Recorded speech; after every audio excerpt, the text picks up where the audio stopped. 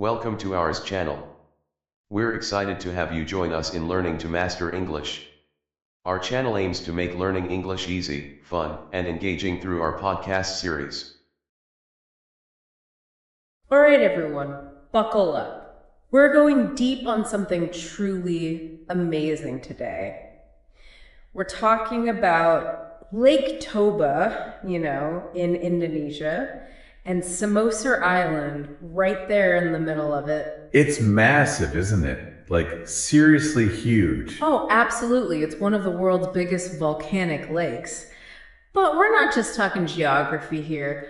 Oh no, we've got this incredible MP3 recording of a local legend that explains how it all came to be. Ah, the stories people tell, right? They're always fascinating. More than fascinating. This legend, it's been passed down for generations. It's how people made sense of this incredible natural wonder. It's like taking something real, tangible, and weaving in that magic, that moral layer. It says so much about a culture, doesn't it? Okay, so picture this. Our story starts with Toba, just a regular, hardworking farmer. He's fishing one day, probably thinking about what's for dinner, right? And suddenly, bam, he pulls in this glowing goldfish. And it's enormous. I can't even imagine. That must have been quite a shock. Totally. But here's where things get interesting. This is no ordinary fish. This goldfish, well, she's a woman. Like a magical woman in disguise. And she begs Toba to let her go. Okay, now we're talking.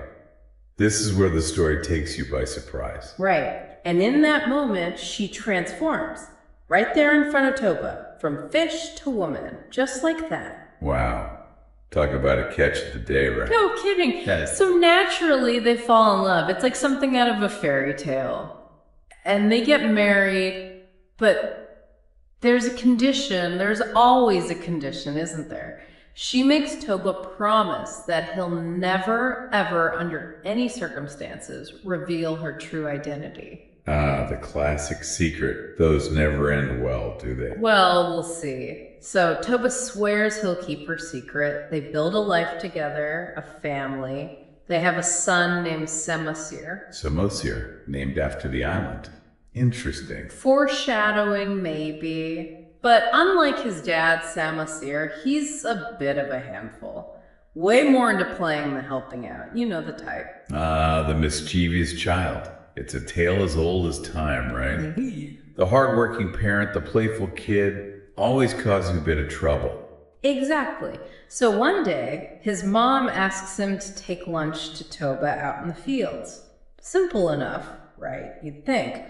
But anyone who's ever been a kid knows sometimes those simple tasks, they don't go as planned. Oh, I can only imagine what Samosir got up to. Well, let's just say Samosir gets a little sidetracked. He ends up eating the entire lunch himself. All of it. Oh, that's not going to go over well, is it? Nope, not at all. Yeah. When Toba finds out, he's furious. And in a moment of anger, he yells at Samosir. He calls him, you guessed it, a fish. Oh no, he said the word. He did. The promise. Broken. Just like that. And Samosir, well, he's devastated. Runs back to his mom in tears. Can you imagine? Absolutely heartbreaking. Poor kid doesn't understand what's going on, only that his dad said something really hurtful.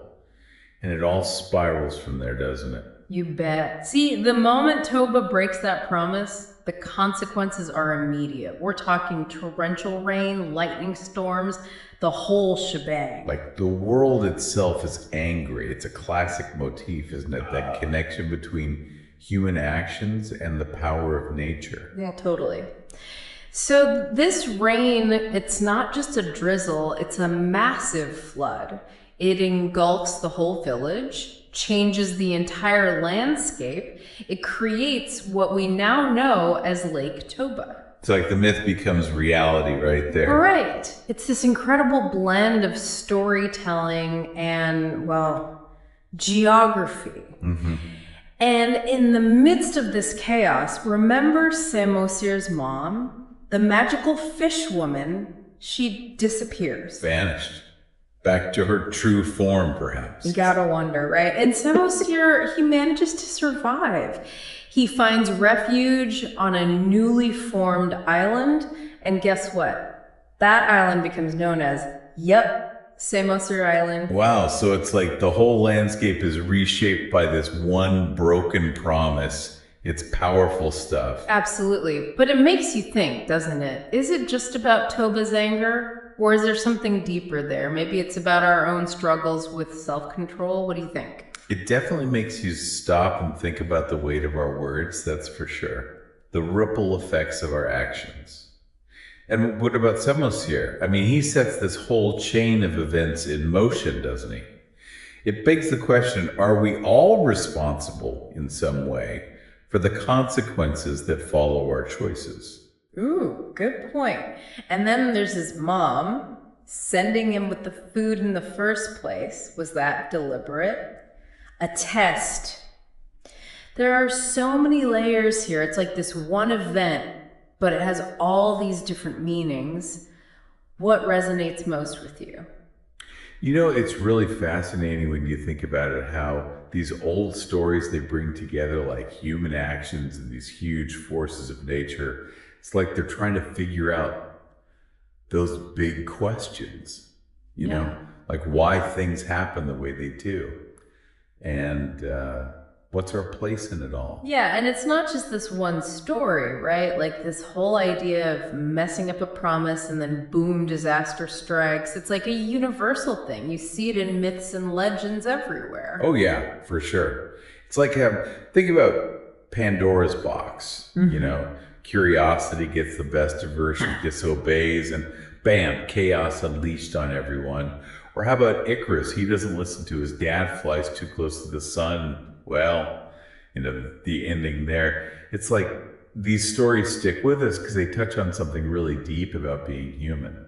It does make you wonder, Ray. I mean, did these stories, maybe they were like a way to teach people morals, values? Especially back then when storytelling was like the main way knowledge was passed down. Totally. It's like each story is this little powerful package full of wisdom and it gets carried through generations. Yeah. And the fact that we find these same themes in all these different cultures, it's like, it's got to be hitting on something universal about what it means to be human. It's really cool. Okay. But going back to Lake Toba, I mean, it's not just the setting for this epic story, right? It's a real place people visit. It's even a UNESCO Global Geopark. Yeah? Imagine going there knowing this legend. I bet it adds a whole other dimension to the experience. Oh yeah, can you imagine just standing on the shores of Lake Toba, looking out at Samosir Island and feeling the weight of that story shaping the landscape around you?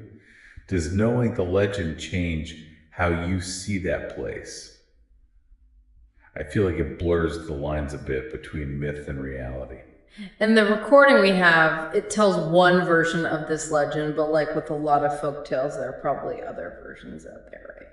That's what's so cool about oral traditions. It's always changing, adapting. The main story stays the same, but the details they can shift and evolve, reflecting the values of the people telling this story. It's like an invitation to keep digging. Are there other interpretations of this story out there? What do those tell us about different perspectives? So this deep dive, it's really just a starting point. What if we use this legend to explore the geological history of Lake Toba, or learn more about the Batak people who live in that region? What really stands out to you? Where would you want to go next with this? So we've been talking about this legend of Lake Toba, right? And it's a great story, but it's more than just that, isn't it? It really is. It's like how a story can actually become part of a place. Like Lake Toba, it's not just a tourist destination, it's a part of the culture there.